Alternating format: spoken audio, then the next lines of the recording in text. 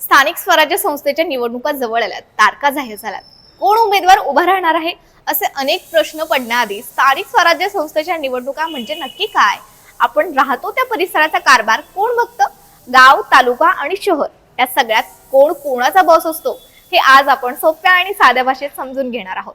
ग्रामपंचायत ही असते सर्वात छोटी टीम, अगदी आपल्या घरातल्या छोट्या मुलासारखी.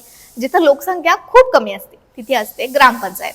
गावातले रस्ते, पाणी आणि साधी स्वच्छता ही कामे ही टीम बघते. नगरपंचायत किंवा नगर परिषद जेव्हा एखादं गाव थोडं मोठं व्हायला लागतं, म्हणजे आता ते शहराकडे वळायला लागतं, तेव्हा येते नगरपंचायत किंवा नगर परिषद. आपण सगळे त्याला नगरपालिका म्हणतो.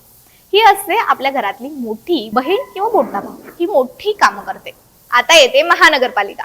आता तुम्ही राहत असाल एखाद्या मोठ्या किंवा खूप मोठ्या शहरात, उदाहरण मुंबई, पुणे, तर तिथे असते महानगरपालिका. ही असते कुटुंबातील आई बाबांसारखी. मोठमोठी कामं, मोठमोठे बजेट्स आणि मोठी मोठी जबाबदारी.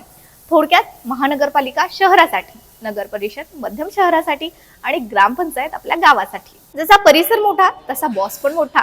जिल्हा परिषद. आता जिल्हा परिषद काय करते? ही आहे सगळ्या ग्रामीण भागाची हेडमास्टर टीम. तुमच्या जिल्ह्यातल्या सगळ्या गावांवर ग्रामपंचायतींवर नजर ठेवणे, त्यांना पैसे पुरवणे, मोठमोठी कामं करणे हे काम जिल्हा परिषदेचं असतं. पंचायत समिती म्हणजे काय? ही असते जिल्हा परिषदेच्या खाली एका तालुक्याचं काम बघणारी ही टीम असते.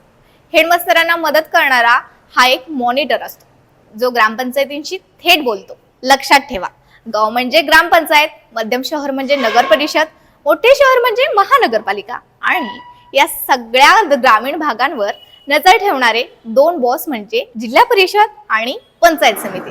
आता तुम्हाला फरक नक्कीच कळला असेल. तुमचा बॉस कोण आहे हे ओळखा आणि निवडणुकीत योग्य मत द्या. अशाच नवनवीन आणि ट्रेंडिंग माहितीसाठी आपल्या तरुण भारतच्या YouTube, Instagram आणि Facebook पेजला फॉलो करायला विसरू नका.